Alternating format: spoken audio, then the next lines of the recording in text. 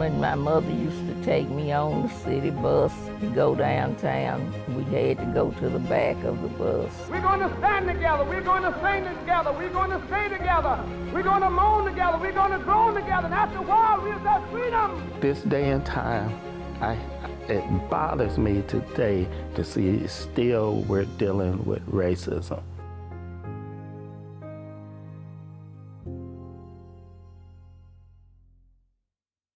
Good evening, and thanks for joining us for this 25 News special uncovering our history. I'm Naya Gonzalez. I'm Jarrell Baker. And I'm Leah McNeil. Tonight, as we celebrate the achievements that African Americans have made in this country, we're highlighting our history rooted right here in Central Texas. Black History Month grew out of Negro History Week, started by Carter G. Woodson, who's known as the father of Black history. In 1926, Woodson declared the week of February 7th to celebrate and raise awareness for Black history. But African Americans had to wait 50 years for that change. In 1976, President Gerald Ford officially recognized February as Black History Month.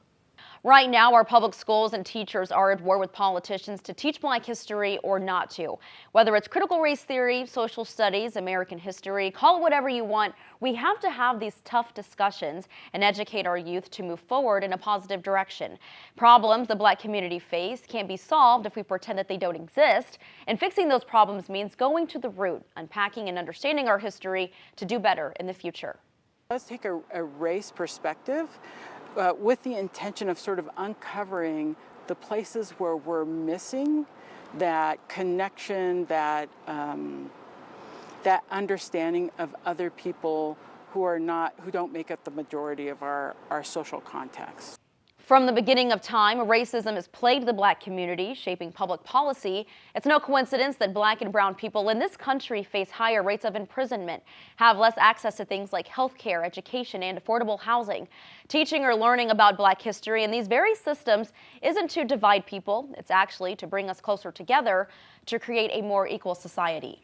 Since its founding, the state of Texas had established this dangerous idea of racism, beginning with the buying and selling of Black men, women, and children. And although the nation abolished slavery back in 1865, the racial attitudes towards Black people has continued for decades, along with generations of violent lynchings. Tonight, we shared the stories of St. Majors and Jesse Washington, two of Waco's most horrific lynchings, and how they led to a larger movement for change.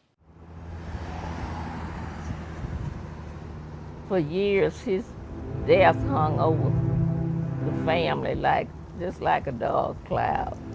What once was a family kept secret. My mother and her siblings were brought up to not talk about him because of fear of retribution. Is now being exposed. I could tell it hurt her to talk about this. 76-year-old Nona Kirkpatrick remembers the story told to her by her grandmother, Mary Majors Green. St. Majors was my maternal grandmother's youngest brother, so that made him my great uncle. She says in the summer of 1905, Majors was arrested and put in jail. It was a classic story of the South. A young Black man accused of raping a white woman. Awaiting trial, Majors maintained his innocence, but on August 8, 1905, an angry mob broke into the jail looking for vigilante justice.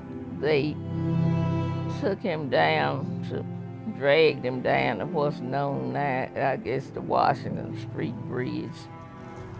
And that's where they hanged him from the bridge, and then they shot the body. Hundreds of lynchings just like that of St. Majors produced no consequences, eventually leading to one of the worst lynchings on record in Central Texas. There's no good way to lynch somebody, but Jesse Washington's was the most horrific that anybody had ever heard of because they dragged his body, they burned him. In 1916, nearly a decade after Major's killing, Jesse Washington was accused of raping and killing a white woman, Lucy Fryer, in Robinson. She was the wife of a farmer he had worked for. Somebody said that they saw him near the place where the murder took place moments before. Dr. George Harrison says Fryer was found bludgeoned to death inside her home. And so it didn't go well for Jesse. as far as that's concerned. He was arrested and put on trial. Harrison says the all-white jury deliberated for just 4 minutes before finding Washington guilty. Then an angry mob rushed into the courthouse, seized the man, pushing him in front of City Hall. Stabbed and beaten as he went. His genitals were removed and his fingers and toes were cut off. Nearly 15,000 people gathered around, watching and cheering as the mob burned Washington alive, dragging him through the streets of Waco in black neighborhoods. It brought horror to many. Of course, to the black community, it was a horror. He was 17 years old. That is a kid by any definition. No one really knows if Washington did in fact kill and rape Lucy Fryer, but Shannon Spitzer, Lucy Fryer's great-great-granddaughter, says even if he did, his death was wrong. And what happened to him subsequently after he performed this terrible act was not justice, not even close. Photos and postcards of Washington's lynching were sent across the country, eventually reaching the newly formed NAACP. I think Washington was one of those things that sparked a preliminary movement toward the civil rights movement. There was a national effort to pass a federal anti-lynching bill in 1918, and although it was defeated by white Southerners in the Senate, the culture around circus-like lynchings shifted. There were suddenly consequences, and people were held accountable for killing blacks. It sounds like it takes monumental instances that we'll never forget to make other things happen. Moments in time, sparking a movement to create a more just and more equal society.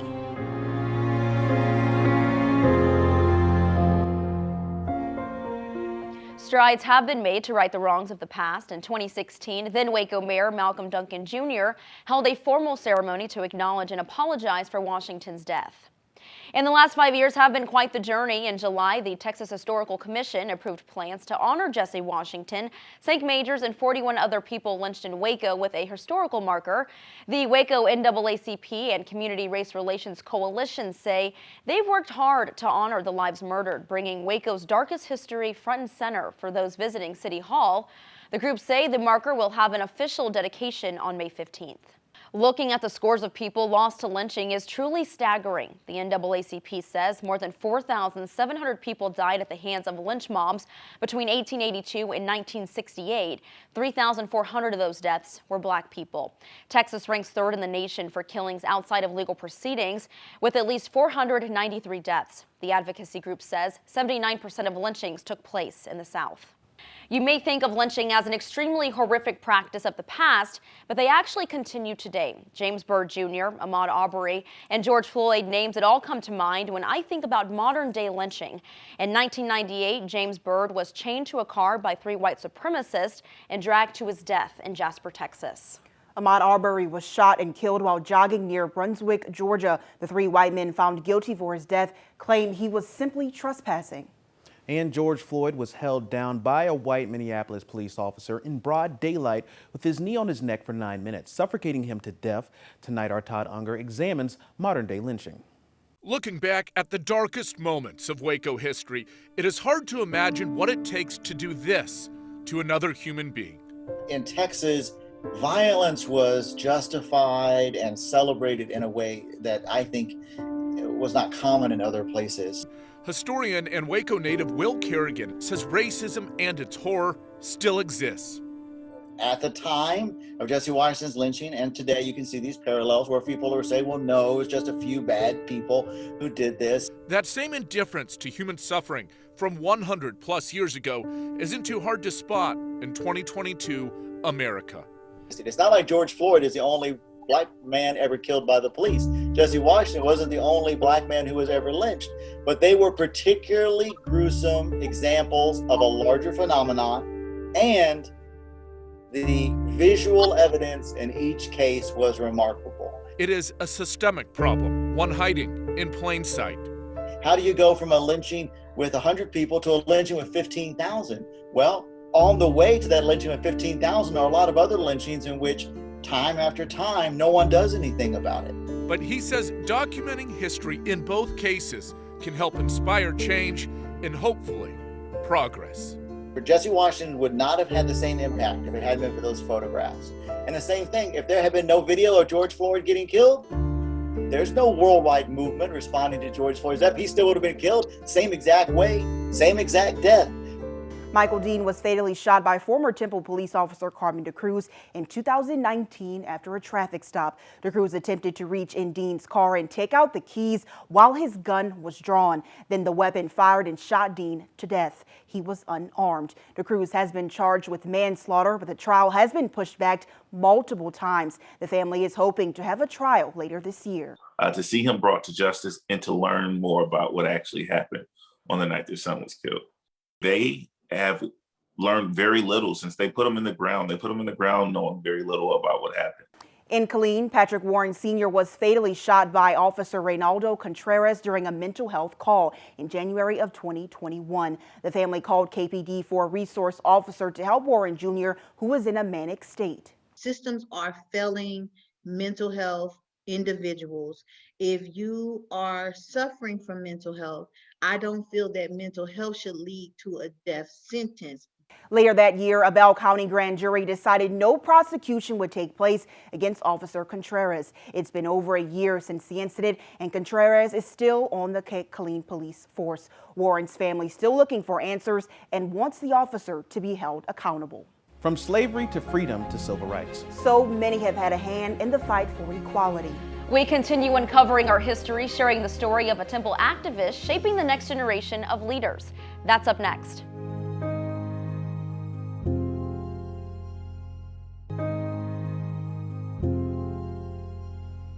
Civil rights icons from the 1960s have paved the way for today's activists. Over a decade, the Temple NAACP president, Benny Walsh, has taken what he's learned firsthand from those leaders, now using it to build meaningful connections in the community and spark change, all while inspiring the next generation of leaders.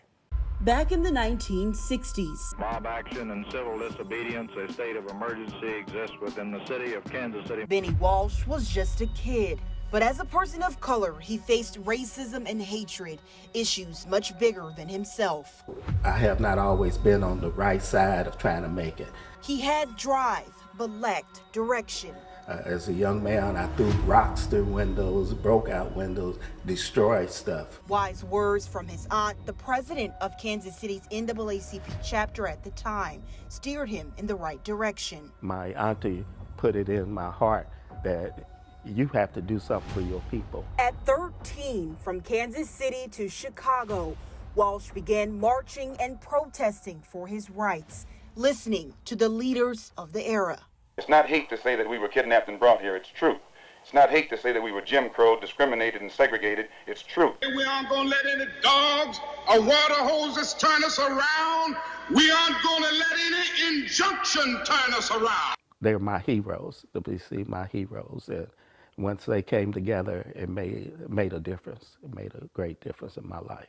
Combining the teachings of the greats, now sharing that with Central Texas. Whatever is going on in the community, if I can get my footprint on it, I'm going to put my footprint on it because I want to be part of what's happening, especially when it comes to voting and voting rights. A lot of us realize and recognize that the change that we want to see isn't going to happen by just protesting, but really getting involved and knowing what's going on in our local government. We've been known to go out to all kinds of events and register voters. Younger community members now following his lead. We don't care who you vote for. Our goal at Wake Up Temple is to really just empower you to do so and exercise that right. Wake Up Temple, spearheaded by Terrace Goodwin, aims to promote nonpartisan civic engagement. When we do or don't have turnout from typically underrepresented communities, then we see that reflected in the results of the election. And ultimately, if we don't participate in that process, then I don't feel that we have a right to, criticize or be upset. Goodwin and her team ready to continue the fight. I really, truly believe this is the time for our generation to kind of pick up that torch and keep it running. But to see young people following that path and doing what is right for the community, it brings joy to my heart. It's a fight Walsh has been fighting for most of his life. This day and time, it bothers me today You see, still we're dealing with racism. And doesn't plan on stopping anytime soon. To follow what the Lord says, so until He says it's time for you to quit, I'm gonna keep doing His work. Such a powerful story, Leah, and I'm so happy you touched on this because it really goes to show how important it is to make your voice heard, whether it's peaceful protesting or even at the polls. And that's really how you make change, especially on the local level. Now, voting is really one of the greatest tools when it comes to our democracy, yet thousands still take it for granted. Now, in fact, voter registration participation is extremely low in local elections, yet those local elections have a greater impact in our everyday lives. 2 votes decided the fate of the Temple election bond in November of last year. Now, of the nearly 80,000 residents, only 4,000 actually voted. The bond, worth more than $170 million, failed. It would have made upgrades to facilities and replaced portable buildings within Temple ISD. Now, despite unique challenges faced in 2020 with the pandemic, the 2020 election had the largest increase in voting between 2 presidential elections on record, with more than 17 million more people voting in 2020 than in 2016. But let's take a look at the numbers here at home. In McLennan County, they saw 66% of registered voters headed to the polls in 2020. That's nearly a 10% increase from 2016. Over in Bell County, they had a near 10% increase too, with 59% of those registered voters casting their ballots in 2020. When you look at these pictures, what do you see? Now, some may say that they're beautiful. Others may say this is over the top or too much. Now, research shows that Black and brown men and women are less likely to be hired for their job with hairstyles like these. Now, that's opposed to straight hair, shorter or tapered cuts for men. It's why many here in Central Texas are pushing the state legislators to pass the Crown Act to stop hair discrimination. Braids, twists, curls, and locks. All different types of protective hairstyles worn in the Black community to protect our natural hair. But for generations, these styles have been deemed distracting, unprofessional, and inappropriate. From the workplace to schools, even our nation's military. The discrimination that we've been getting is nothing new. That is old. A long time ago. Local veteran LUVINA SABREE says she and several of her fellow soldiers were judged based on something so simple: hair. They're not really hiring her based on her work ethic or her experience, or even him on his work ethic or his experience. They're discriminating against them just because of the way that their hair looks. Yet it's much more complex. That's why SABREE created the Armed Forces Natural Hair and Health Expo.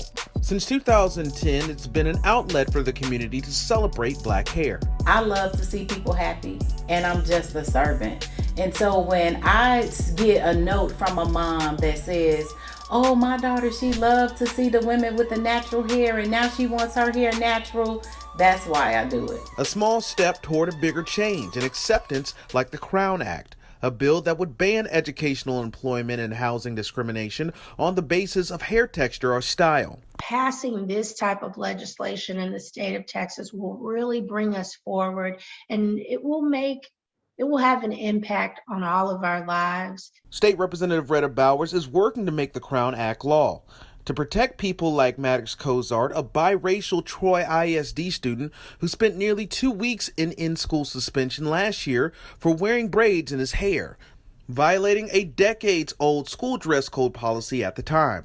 It's disheartening because he's a child. A child shouldn't have to go through any of this over hair. Maddox and his mother, Hope, testified alongside Representative Bowers and other victims of hair discrimination at the state capitol last year.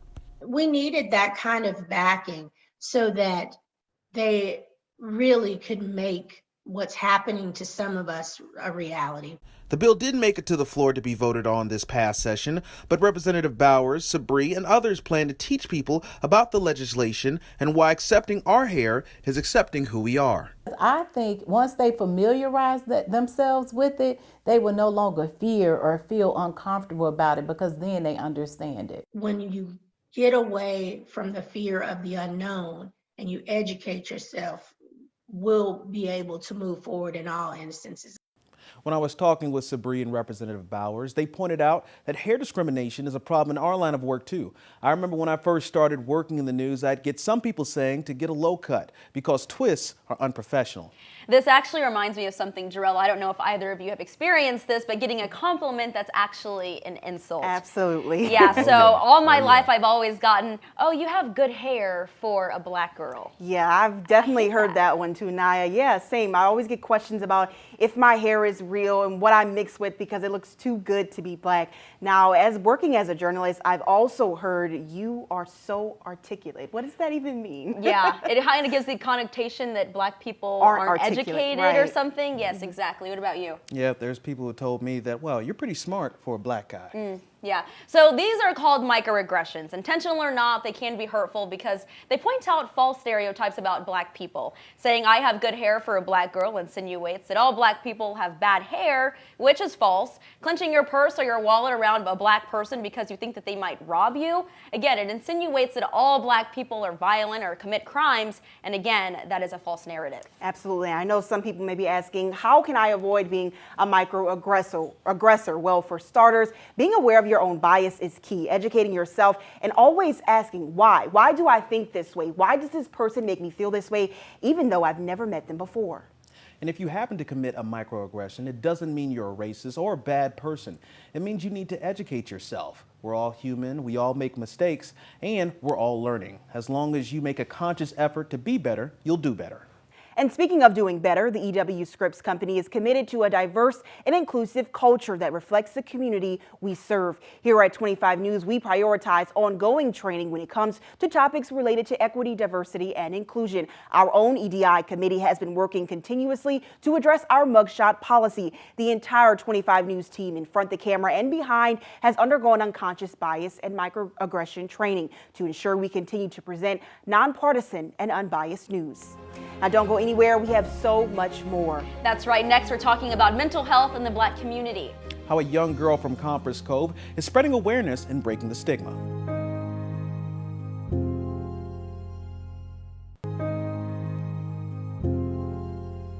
Within the last few years, there has been a profound push for mental health nationwide. But in the black community, there is still a stigma about getting help. One young girl in Compress Cove is making sure mental health care is the top of mind in her community. Looking at her now, you see a young girl competing and winning pageants. I won preteen Miss Five Hills. Doriana Gilbert now confident in the skin she's in. But she wasn't always this way. My platform of service this year is anti-bullying awareness. And I chose that because I used to get bullied. Teased and taunted over things she couldn't control. They used to say just rude things to me. Until it was too much to handle on her own. Once it started being a daily thing, then I just started to get more sadder and I had to tell someone. So she turned to the only person she could. Without her, I don't know where I could be right now. Her mother. Shanada Gilbert hung on to every word her daughter said. I have seen, friends of mine that kids have taken their life behind them being bullied in schools and stuff like that. But for her to feel comfortable enough to come to me and tell me so that we can handle it right then and there, that meant a lot. Mental health not always a priority for Doriana's mom. Losing her own mother and time in the military changed that. Me and my husband, we both served in the military, went overseas and stuff. So PTSD is something that we always talk to, with our children. In our community, we don't go to counseling. We don't seek help when we need it. We think we can just overcome it. Mental health is just as important as the health and the strength of your body. Yolanda Washington, the founder and clinical director of It's a Journey Counseling, says while black people have come a long way with being open to therapy, the stigma is still there. Sometimes in the black community, toughness is looked at as strength. But behind that toughness, a lot of time, they're just trying to hold it up the very best way that they can. However, Washington is optimistic about younger generations. We want our children to grow and be well-rounded people. And so in order to start that, we have to start that early, saying, it's okay if you want to express these emotions. So you got to sit there, you got to listen to your child. You got to be that support system for them. The time her mother took to listen. sparked something in Doriana. I started learning how to stand up, and I want other kids to know that it's okay to stand up. Doriana expanding her anti-bullying campaign across the city of Copperas Cove. Be the reason someone smiles. And hosting the annual Suicide Prevention Walk, hoping she can be the change she wants to see. I wanted to be the one to make everyone rise as one, and we're all just trying to make an impact on the world. Mental Health America says over 7 million people in the U.S. who identify as Black or African American have reported a mental illness in the last year. They also found that Black and African American teenagers are more likely to attempt suicide than white teenagers. Black people are also more likely to be diagnosed with schizophrenia and are offered medication at a lower rate in general.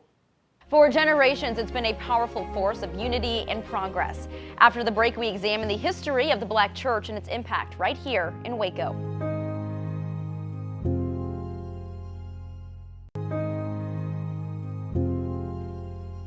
The church is so deeply rooted in Black history, dating back to slavery. For decades after the Civil War, Black churches like Tolliver Chapel Baptist Church in East Waco became a meeting place for political activism, plotting for justice and equality. Today, it's a beacon of hope, a symbol of how far we've come, and the foundation to continue moving the Black community forward. Outside these walls, the world can be harsh. But inside, you can find peace and restoration.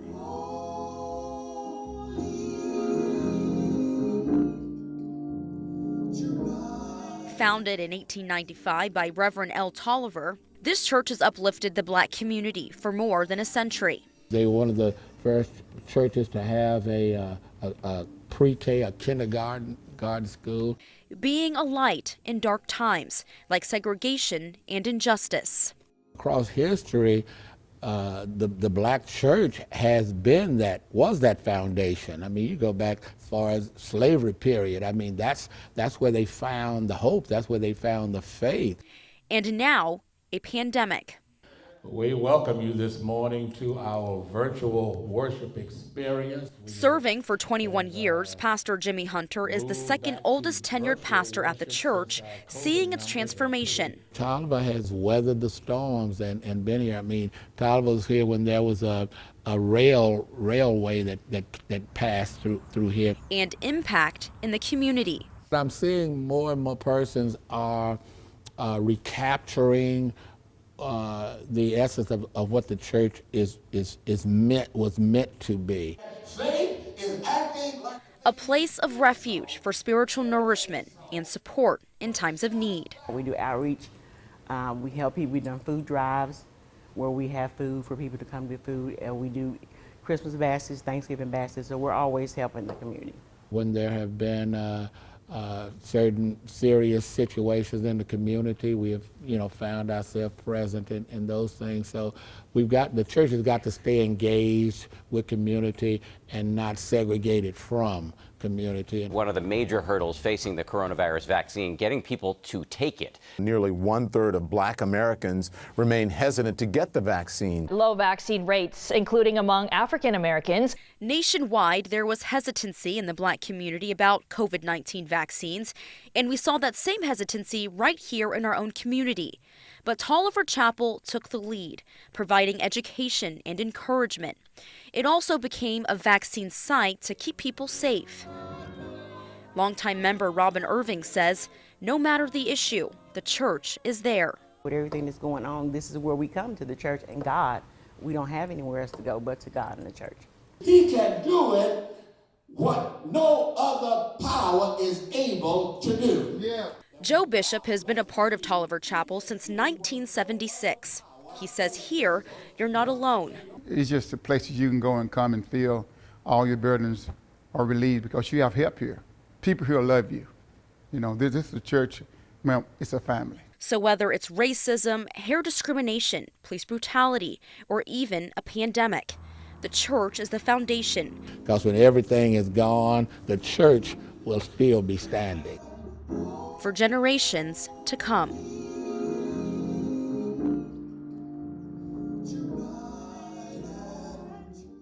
For generations, indeed. That'll do it for our 25 News Special, uncovering our history. Thank you for joining us tonight. You can find the full special online at kxxv.com or on your 25 News mobile app. And don't forget to tune in tonight at 10 for more 25 News. Until then, have a good night.